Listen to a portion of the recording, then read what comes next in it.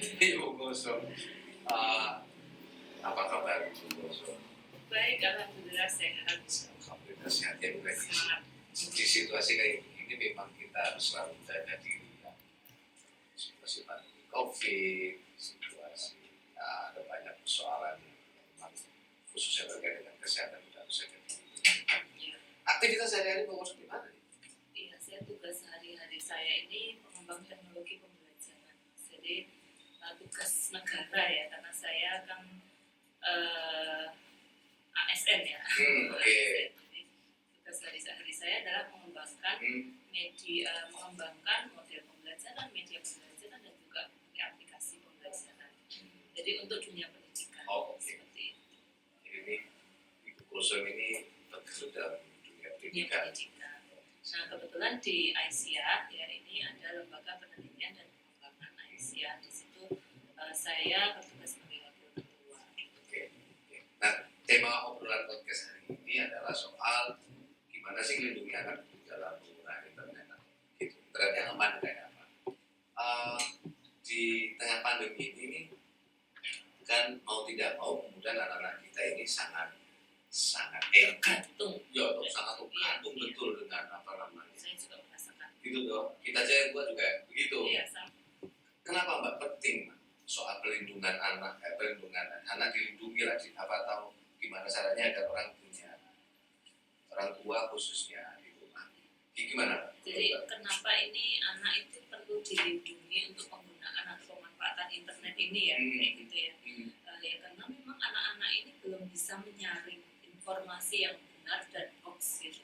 Jadi tidak bisa membedakan mana informasi itu yang benar atau yang salah gitu.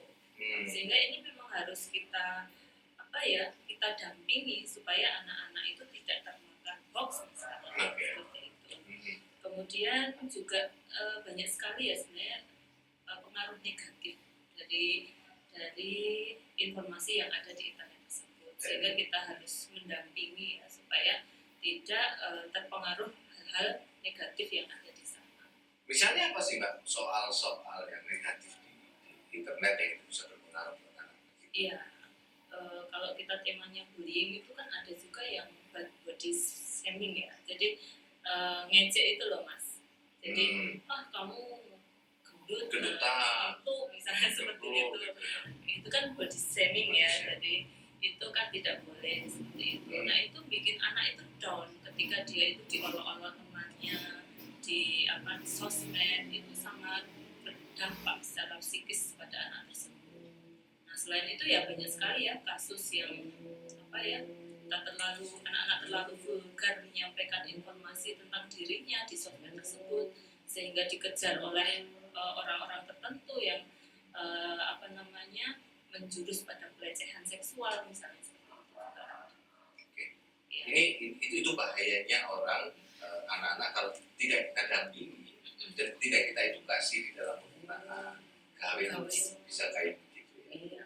Saya jadi ingat begini, kemarin belum lama ini dapetin video menarik, video yang mengedukasi agar orang tidak dengan mudah mempublish data dirinya. Nah, gitu ya. Karena kalau dia, jadi video ini kalau nggak salah cerita gini, pas lagi wisuda dia posting ijazahnya. Dan gitu teman-temannya rame-rame, dan itu foto di depan rumahnya, terus dia sebut nama ayahnya atau nama ibunya. Nah itu begitu di tracking akhirnya menjadi data semua. Oh, Fulan bin siapa, alamatnya di sini gitu, populer rekeningnya. Nah itu ya salah satunya. Betul. Jadi memang jangan sampai kita menginformasikan hal-hal pribadi ke akun sosmed kita, termasuk nomor handphone. Karena saya sendiri kan waktu membuka Facebook dulu itu juga pernah meletakkan nomor handphone saya di situ. Padahal sebenarnya itu sebaiknya jangan. Karena saya langsung itu banyak sekali WA masuk. Kebanyakan malah dari luar negeri. Ada yang mengaku dari Arab lah, dari Filipina atau dari mana gitu ya. Kemudian dia itu berbahasa Indonesia, tapi saya lihat dia dari translator gitu. dan itu isinya rayuan merayu gitu. Google Translate ya. Iya, sepertinya pakai Google Translate, katanya mau belajar bahasa Indonesia atau seperti itu. Nah, jangan sampai ya para pemirsa, jangan sampai kita membuka identitas kita di sosmed kita. Kalau perlu nama itu jangan nama asli. Nama saya di Facebook, K-nya saya ganti pakai Q gitu. Oke. Q Kulsum Nur Hayati, kemudian Nurnya kan biasanya Nur Hayati biasa ya, saya tambahkan NOOR Hayati gitu.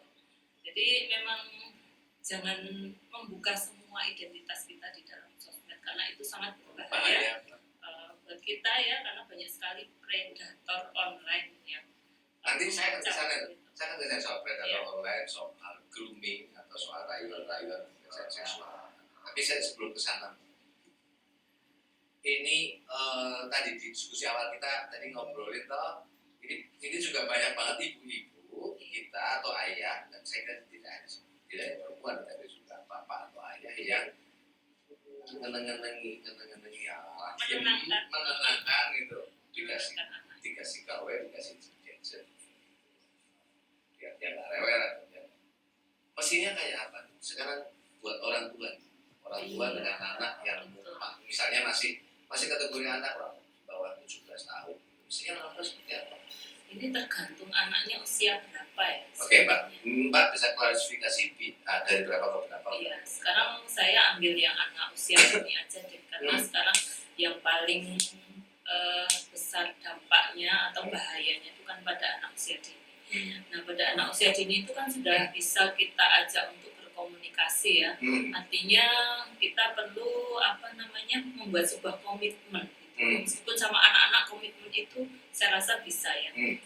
Kita bikin komitmen tentang penggunaan handphone tersebut. Misalnya dalam satu hari itu berapa jam, ya kita nanti bisa perhitungkan sendiri. Jangan setiap pagi atau sepanjang hari menggunakan handphone. Idealnya berapa jam itu kalau yang ya, kalau idealnya itu sebenarnya sekitar 2 jam ya dalam satu hari gitu, supaya tidak terkena dampak negatifnya tadi. Kemudian yang kedua itu ya kita harus memberikan penjelasan dampak negatif dari gadget tersebut ya, dari mengakses internet tersebut. Banyak sekali kan dampak. Orang tua menjelaskan kepada anak bahwa ada hal-hal yang bisa mempengaruhi dia kalau gitu ya. Iya, tadi sudah kita bahas ya di depan. Nah, ini yang penting yang ketiga. Karena ini saya berdasar pengalaman ya. Kita coba alihkan perhatian anak kepada hal-hal yang positif. Misalnya sebagai anak kita, sebagai orang tua ya, kita misalnya mengajak anak untuk bercerita. Terjalinlah komunikasi ya seorang ibu dengan anak. Membacakan dongeng, membacakan sebuah cerita, diskusi, banyak ngobrol dengan anaknya.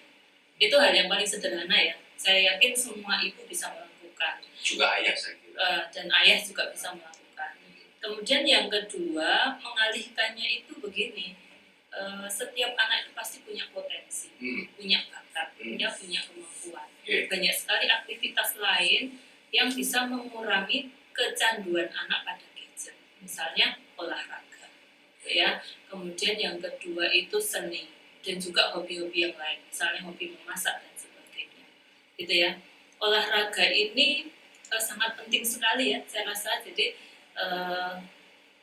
silahkan ya, misalnya yang paling sederhana berjalan, jalan kaki, mengelilingi kampung, atau mungkin bersepeda setiap pagi, gitu ya.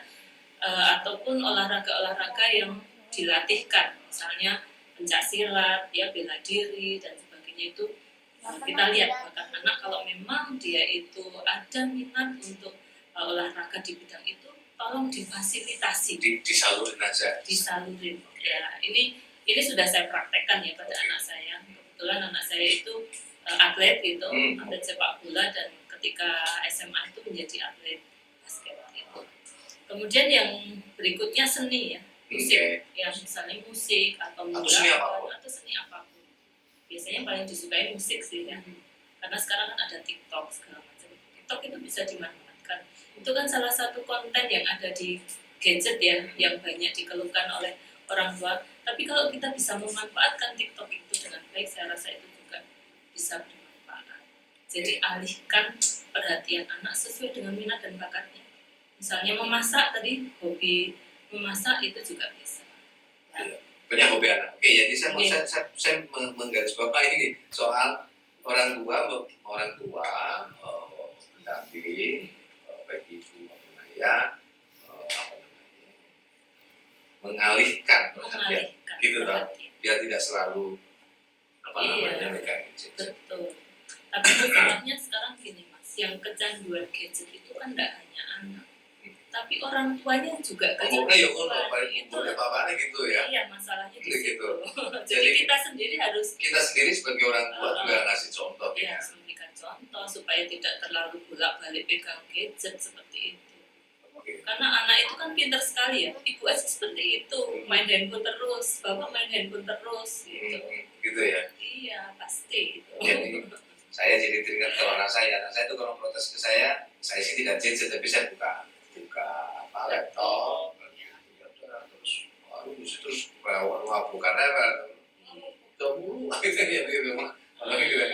tapi ya kalau udah begitu tak tutup aja itu apa namanya laptopnya kemudian. Tapi saya setuju soal mengalihkan perhatian itu ya. Dalam beberapa kasus kalau lagi hujan-hujan kayak gini, kemarin anak saya ya aku berhujan-hujanan kan ya saya lah mulai itu malah setuju saya gitu kan, hujan-hujanan ya kemudian ada faktor gimana masuk angin gitu ya. Tapi ya, mungkin karena itu kondisi juga ya, tapi tidak terlalu bahaya. Saya awati ya sudah hujan-hujanan nggak apa-apa ya. Memang saya setuju daripada dia menghabiskan waktunya di depan. Oke, Pak. Harus bisa memberi kesibukan yang gitu ya. Itu untuk yang tadi ya umur tadi siapa tadi Pak Kulsum di bawah usia dini. Kemudian pada level umur anak berikutnya gimana? Kalau untuk usia remaja gini ya, ini kebetulan ya kasusnya anak saya yang satu usia dini, satu remaja ya. Oke, jadi kita punya 2 laboratorium langsung nih ya. Betul. Kita memang harus paham ya segala sesuatu yang ada di internet itu. Sehingga kalau anak menemukan problem atau masalah itu, dia itu datang ke kita. Kita ini tempat konsultasi bagi anak. Jadi misalnya, kok tadi itu saya ada body shaming nih dari teman saya, gimana ya sikap saya gitu. Nah kecenderungan anak itu ada yang dia cenderung nggak mau curhat, diem aja, ada masalah dipendam. Nah untuk anak-anak usia remaja saya harapkan Bapak Ibu para pemirsa semuanya memahami karakter anak itu dan melakukan pendekatan ya, memantau apa saja yang dia akses, kemudian apakah dia menemukan masalah di sana dengan teman-temannya, misalnya seperti itu. Jadikan diri kita ini sebagai tempat untuk berbagi dengan anak tersebut, seperti itu. Jadi orang ini itu tapi sejujurnya agak gampang susah itu. Iya, karena karakter anak beda-beda ya. Ada yang terbuka, ada yang. Iya, saya punya anak tapi cowok nih gitu ya. Ya kemudian anak kedua saya cewek. Kalau yang perempuan akan lebih banyak mau apa namanya cerita gitu ya, terbuka gitu. Kalau yang anak cowok ini kan nggak tahu ya karakternya memang beda-beda ya. Tapi penting ya buat orang tua paham apa saja yang dia akses, dia ini sedang mempelajari apa di sana, dia kesukaannya apa, sukanya drama Korea. Kadang-kadang kita ajak diskusi tentang drama Korea itu, jadi kita masuk ke dunia mereka. Dunia maya itu sangat seperti itu ya, sangat rimba antara betul ya. Rimba. Jangan sampai anak kita itu tersesat di dalam dunia maya tersebut. Gitu. Okay. Jadi supaya tidak tersesat kita juga harus tahu ada apa di dalam rimba itu.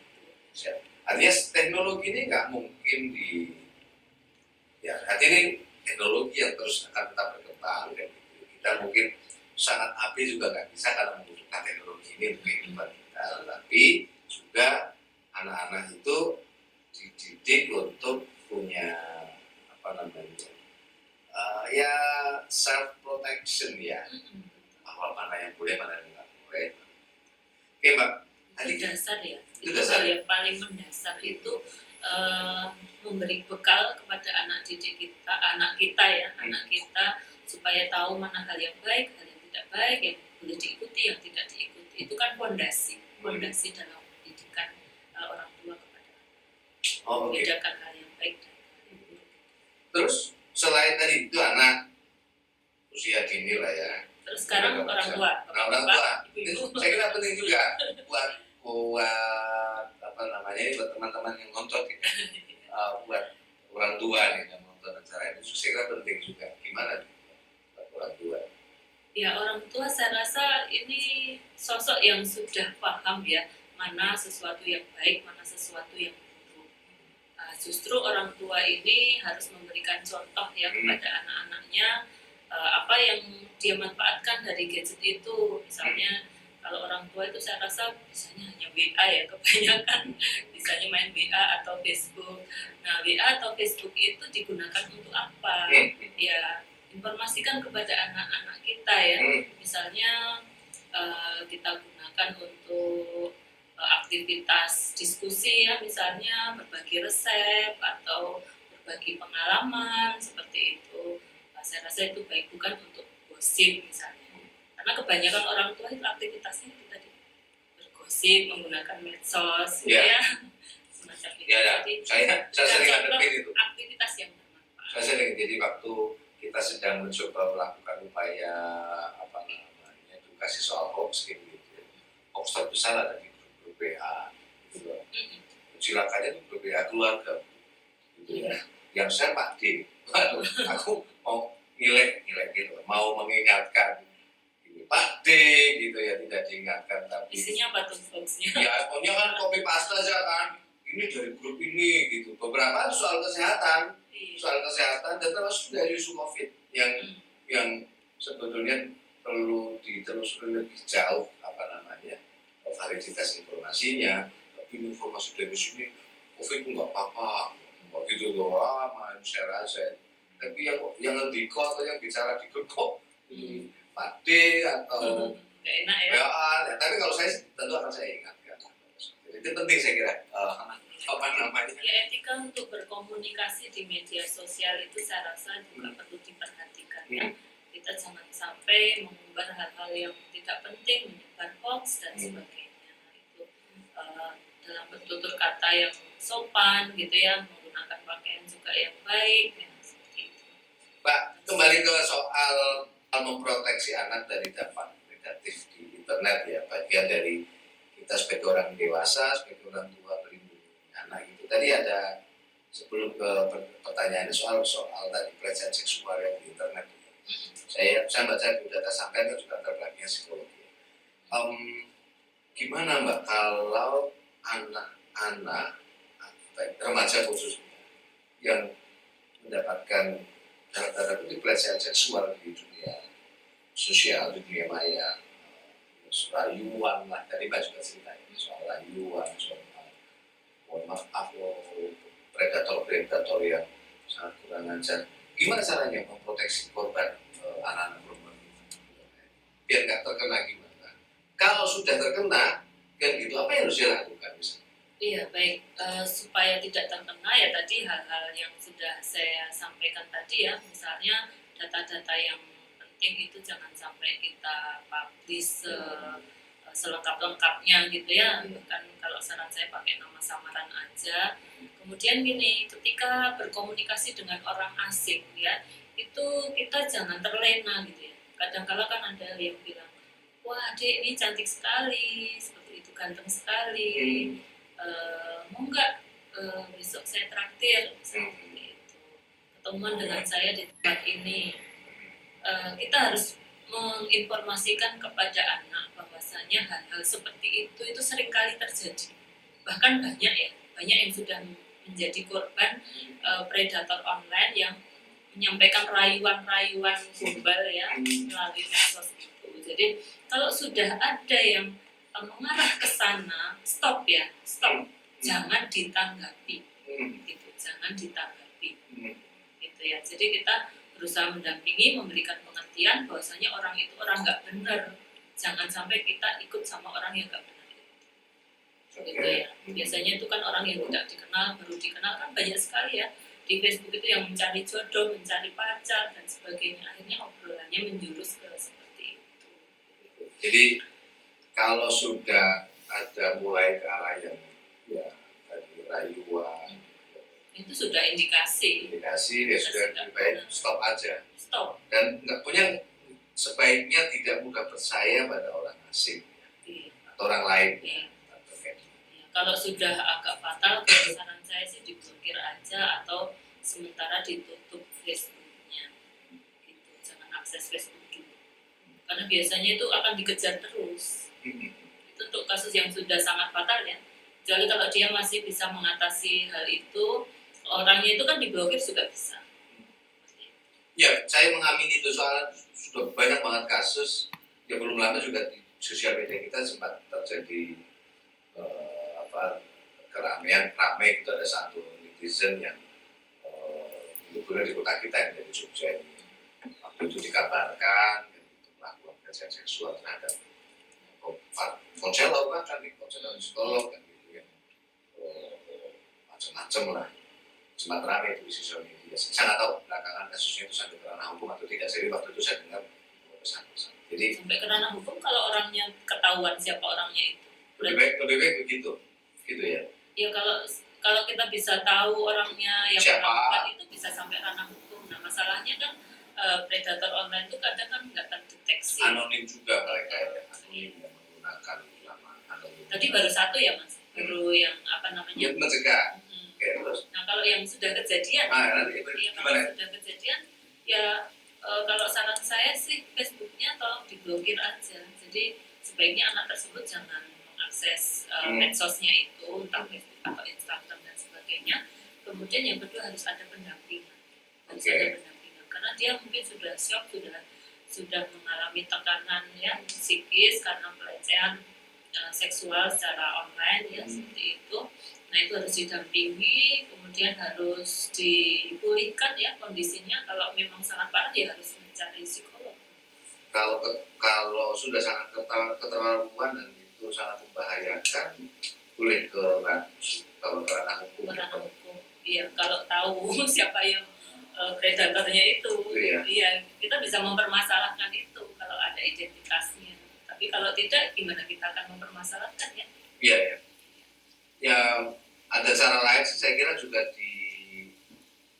kita report aja akun si predator ya, agar platform secara teknologi itu bisa dilacak sih. Ya enggak, maksudnya juga misalnya ada akun A gitu ya, mengatasnamakan akun A yang melakukan apalagi pelecehan seksual, itu udah report aja ke pemilik platform agar akun ini tidak diaktifkan gitu ya. Oke, Mbak. Jadi selain tadi proteksi soal anak, soal grooming, apa hal penting yang terkait soal keamanan anak di dalam penggunaan internet? Iya, sebagai orang tua kan tadi saya sampaikan ya, kita jangan ketinggalan banget. Kita juga harus mengikuti anak zaman now itu. Oke, saya setuju. Jadi orang tua juga jangan gaptek-gaptek banget lah ya. Jangan gaptek ya.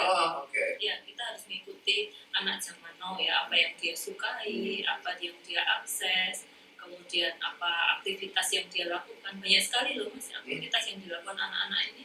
Bahkan anak-anak itu ada yang misalnya bisa kuliah di berbagai tempat gitu ya. Ini untuk yang positif ya. Kalau untuk anak yang positif itu kayak gitu, dia mencari ilmu, dia bisa belajar, dia bisa main musik, belajar dari YouTube dan sebagainya. Itu kalau hal yang positif ya. Tapi kan ternyata banyak yang negatif gitu yang kita permasalahkan. Nah, tentu saja sebagai orang tua proteksinya bagaimana? Kita harus kalau untuk anak-anak terutama anak usia dini ya, itu kan ada mesin pencari yang ramah anak ya. Browser yang ada di internet kita itu cobalah ubahlah menjadi browser yang ramah anak. Itu ada berapa mesin pencari konten yang ramah anak ya. Silahkan ada contoh-contohnya. Kalau yang saya baca itu kemarin ada Kids Click ya dan sebagainya. Ya, silahkan betul. YouTube juga ada kan, YouTube for Kids. YouTube for Kids. Jadi kalau kita lebih aman. Jadi YouTube sendiri sudah mengantisipasi ketika kita sebagai content creator juga kan mengupload sebuah konten itu, apakah ini untuk anak atau untuk dewasa gitu kan sudah ada informasinya ya. Kebetulan kan saya juga YouTuber ya. Gitu ya. Saya pun masih YouTuber awal gitu. ditanyain apakah ini layak untuk anak apa tidak. Jadi dari YouTube itu sudah mengantisipasi dan memilah-milah ya, sehingga kita nanti pilihkan anak-anak yang sesuai dengan usianya, konten-konten yang sesuai dengan usianya. Jadi yang pertama ini masalah mesin pencari tadi ya, atau browser yang ramah anak. Kemudian yang kedua ya kontrol dari orang tua itu tadi, pengawasan ketat dari orang tua. Itu dua hal itu yang siap-siap, Mbak, ini boleh diminum, ini bukan nasi Oh iya. Aku ya lah. Terima kasih. Ke soal tadi, soal gaptek, saya mau share pengalaman. Jadi karena tahun beberapa tahun yang lalu saya dimana melakukan literasi digital terhadap para perempuan di beberapa desa tadi. Saya kenalin dari mulai internet sampai Facebook, sampai Twitter, sampai YouTube. Waktu itu ada pernyataan pakai bahasa Jawa, gue ngomong tuh mas, atau buat apa sih mas? Buat kami yang sudah tua. Saya setuju dan saya jelaskan, ibu dan bapak tahu nggak bahwa apa yang diposting oleh putra putri ibu di sosial media tahu? Oh ya nggak tahu saya. Nah itu kan penting. Kalau ibunya itu berteman ya. Dia berteman di ya walaupun anak sekarang ya pinter aja juga, anak sekarang itu juga dikecualikan dia bikin status di WA kita lihat di handphonenya kok ada status kok nggak muncul di HP saya, ternyata kita dikecualikan. Banyak statusnya kan anak-anak kita ini juga kadang-kadang lebih pintar dari kita. Nggak mau diawasi. Aku sih ya kalau saya orang tua yang juga tidak berupaya tidak terlalu kepo. Sekarang kepo ya. Jangan kepo-kepo. Dia malah nanti ini ya menghindar. Mungkin itu ya. Jadi teman-teman, Anda yang punya anak kecil gitu nggak usah terlalu kepo ya. Kamu kalau anak dikepoin juga sebel ya. Tapi kan kita perlu tahu apa yang dilakukan oleh anak di dalam dunia. Tapi gimana caranya? Nah, gimana caranya? Maka orang tua perlu tahu perkembangan teknologi. Ini nggak usah kudet ya Pak. kurang update. Orang tua juga perlu tahu perkembangan teknologi agar anak-anak kita terlindungi betul. Karena ini gadget dunia antar beranak, betul ya. Hal yang penting apa Mbak? Soal di luar tadi yang saya tertarik tadi soal tidak kepo, orang tua harus selalu juga mengupdate kemampuan teknologinya, penguasaan teknologi. Ya, yang penting lagi yang pertama ya sebelum terkoneksi ya, misalnya anak-anak sebelum terkoneksi dengan internet. Ini kalau bisa ya orang-orang tua yang paham teknologi itu pastikan gawe itu aman dari virus, spyware, dan juga aplikasi-aplikasi yang itu terutama bagi orang tua yang paham teknologi nih ya. Jadi saya rasa kita harus belajar ya. Meskipun tapi memang saya kira paham itu bukan soal itu domainnya atau wilayahnya orang tua yang sekolah gitu. Tapi gimana kita harus tahu. Iya betul. Dan kalau seandainya kita nggak paham, kita mengingatkan aja anak-anak itu kan lebih pintar. Tolong dicek lagi antivirusnya di gadgetnya, misalnya seperti itu ya. Jangan sampai data ini bocor ya, jangan sampai password kita dicuri sama orang lain, misalnya seperti itu. Dan kalau password itu bagusnya password yang sangat unik gitu ya. Iya. Jangan coba-coba password itu akronim angka dari nama kita, dari tanggal lahir, itu gampang ditebak gitu. Jadi bikinlah password yang sangat unik ya, biar gadget kita juga aman ya. Oke, tadi ya soal keamanan jaringan, keamanan network ya. Sekalipun ini biasanya yang bicara adalah teman-teman IT, tapi saran Pak Kusum sangat baik teman-teman ya. Oke, apa lagi Pak? Ya kemudian menjaga data kita jangan sampai dicuri oleh predator. Jaga data kita dengan baik ya. Mungkin jangan terlalu menyimpan banyak informasi di gadget kita. Gitu ya. Apalagi account internet banking dan sebagainya ya. yang terkoneksi di situ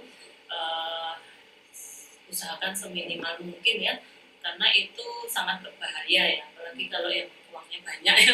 Iya, sekarang kan kalau sekarang bukan internet banking, tapi kan ada juga beberapa platform yang menyediakan untuk pembayaran, mulai dari ya, ada OVO, ada GoPay, ada apa lagi, dan ya beberapa termasuk link segitu kan. Ya itu kan nilai juga. Ya walaupun bentuknya virtual dalam tanda kutip, tapi kan itu nilai juga yang kalau tidak diproteksi dengan baik, keamanan gadget kita juga. Ya itu terkait dengan koneksi tadi, kemudian data juga jangan asal klik ya.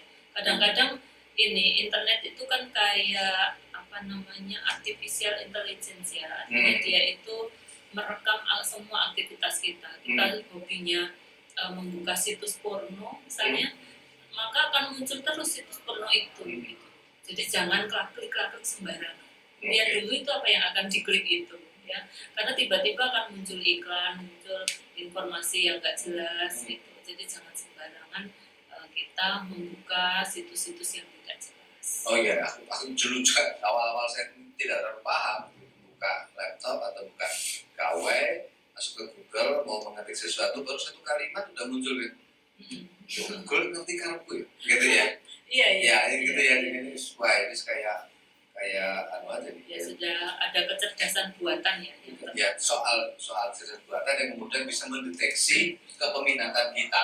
Mendeteksi kita ini passionnya ke apa gitu, maka nanti akan muncul lah di gadget kita ini sesuai dengan apa yang biasanya kita akses. Gitu. Pak Kusum, saya akan melebar ke soal pendidikan karena itu juga keseharian Pak. Dari tadi di anak sudah, orang tua sudah. Nah sekarang pada aspek pendidikan ini gimana baiknya Pak? Baik itu di SD maupun SMP. Saya kira SD, SMP, SMA ya, ada 2 level pendidikan dasar maupun menengah karena rentan.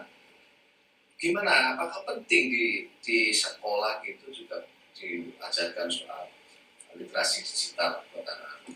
Iya, saya rasa ya penting sekali ya. Tapi kalau saya sebelumnya mau sharing cerita pengalaman itu boleh? Jadi selama COVID ini saya mendapatkan sebuah penghargaan dari Microsoft, yaitu Changemaker in Education. Jadi saya mendapatkan plakat, itu namanya Microsoft Innovative Educator Award. Apa yang saya lakukan? Saya selama COVID ini melatih sekitar 300 guru yang mengajar di luar negeri. Jadi peserta pelatihan saya itu dari Den Haag sampai dengan Tokyo. Ada sekitar 300 orang. Itu saya latih untuk memanfaatkan teknologi untuk pembelajaran jarak jauh atau belajar dari rumah. Ya. Nah ternyata para pendidik itu kan meskipun yang mengajar di luar negeri ya belum banyak yang menguasai teknologi juga. Jadi ketika kita mau mengajar pada anak-anak didik kita, memang pendidik itu harus dibekali ya dengan pengetahuan yang cukup terhadap teknologi digital itu, gitu ya. Nah kemarin itu dari pelatihan itu alhamdulillah ya, karena sampai saat ini kan akhirnya saya mendirikan sebuah komunitas namanya SLN Cloud Learning Community. Itu adalah komunitas belajar para guru sekolah Indonesia di luar negeri. Di sana kita saling sharing. Jadi sekolah Indonesia yang ada di luar negeri, KBRI iya, di KBRI ada sekitar 13 lokasi. Jumlah gurunya yang bergabung dengan saya kemarin ada sekitar 300 guru gitu. Jadi sekarang ini guru sekolah Indonesia luar negeri itu insya Allah nggak ada yang nggak kenal saya. Gurunya para guru Mbak Anu yang Kusum ya, ini berkah ya, berkah pandemi, berkah COVID tadi ada. Silakan. Nah dengan kita mengajarkan ya pemanfaatan teknologi itu untuk guru, kan guru jadi paham seperti ini, memanfaatkan teknologi untuk pembelajaran. Nah dari situlah kita masuk pada anak didik ya. Nah kalau gurunya sudah paham bagaimana memanfaatkan teknologi untuk pembelajaran dengan baik, otomatis anak-anak juga akan mengikuti. Karena banyak sekali yang bisa dilakukan dengan teknologi. Bahkan melihat aktivitas anak pun bisa ya dengan teknologi itu. Ada aplikasinya itu Mas, kalau diceritakan banyak. Iya. Jadi anak itu bisa aktivitasnya ngapain secara Iya. teknologi bisa tahu. Iya, jadi dia sedang mengakses soal yang saya berikan, dia sedang mengakses materi yang saya sampaikan, dia sedang mengerjakan ujian. Dengan teknologi itu kita bisa melihat semuanya ternyata. Gitu. Nah, dari situlah kita masuk ya untuk memberikan pengertian ya pada anak-anak tentang literasi digital tadi. Hal-hal yang bisa dilakukan, hal positif apa yang bisa dilakukan anak-anak sehingga dia menjadi anak-anak yang produktif dan berprestasi. Bisa loh kita berprestasi menggunakan ini ya perangkat gadget kita seperti ini tuh bisa banyak menghasilkan prestasi. Ya kira-kira gambaran umumnya kayak gitu. Itu ya. Jadi pendidik atau dunia lembaga pendidikan juga penting untuk melakukan literasi digital. Iya. Mulai dari gurunya juga paham bahwa ini bisa kita manfaatkan sebagai alat gitu ya. Jadi dari rumahnya dulu ya, dibangun, terus baru personilnya juga disadarkan. Seperti itu. Anissa jadi kalau kemudian guru-guru lain yang bukan di luar negeri kepingin sinau soal itu gimana? Justru saya keluar negeri karena di dalam sudah banyak yang menggarap. Oh benar. Karena sampai sudah kan di Indonesia sudah banyak yang tercatat, maka nih guru-guru di guru yang mendidik pendidikan Indonesia jadi KBRI. Iya, muridnya ya orang Indonesia. Muridnya dari Indonesia. Biasanya ATK, TKI, gitu, atau duta besar dan sebagai diplomat kayak gitu. Anak-anak diplomat, anak-anak pekerja migran ya, atau yang sekolah di situ yang gurunya. Oke Mbak, kira-kira pesan penting apa yang sampaikan buat mereka dan anak-anak kita dari ini? Iya, baik. Oke. Yang pertama kuasai teknologi. Kuasai teknologi. Jadi sebagai orang tua ya meskipun kita usianya jauh di atas anak-anak kita, tetap kita harus menguasai teknologi. Karena supaya ketika masuk ke dunia maya tadi, dunia yang bukan belantara seperti itu, anak itu ada yang mendampingi ya. Ibaratnya masuk ke dunia lain itu anak tidak tersesat di sana karena kita juga paham jalan tersebut gitu ya. Jadi tolong pahami teknologi. Kemudian yang kedua, dampingi ya. Selalu dampingi anak-anak kita, cari tahu meskipun jangan terlihat kepo-kepo amat ya. Cari tahu apa yang dia sukai, cari tahu apa yang dia akses, cari tahu teman-temannya siapa. Teman-teman ini penting ya pemirsa, karena saya lihat juga anak-anak zaman sekarang itu bisa berteman dengan siapapun ya, dari negara manapun ya. Sekarang kan sudah tidak terbatas lagi. Nah ini tolong untuk diperhatikan ya, diawasi dia berteman dengan siapa, mengakses apa seperti itu. Kemudian yang berikutnya adalah perhatikan apa sih potensi anak yang minat dan bakatnya itu apa. Tolong fasilitasi dan salurkan kemampuan dan bakat anak tersebut, karena hal ini resep yang paling praktis untuk mengalihkan perhatian anak-anak terhadap kecenderungan terhadap gadget. Ya, jadi potensi atau bakat anak itu macam-macam, bisa bakat olahraga, bisa bakat seni, kemudian tatap muka misalnya ya, ataupun aktivitas-aktivitas yang lain yang bermanfaat. Saya rasa 3 itu saja. Siap. Oke. Ibu Dr. Kusum, terima kasih atas kehadirannya di podcast. Sama Mas Budi. Gitu. Kita akan ketemu di podcast berikutnya dengan hal yang lain yang mungkin akan juga melibatkan narasumber lain. Suatu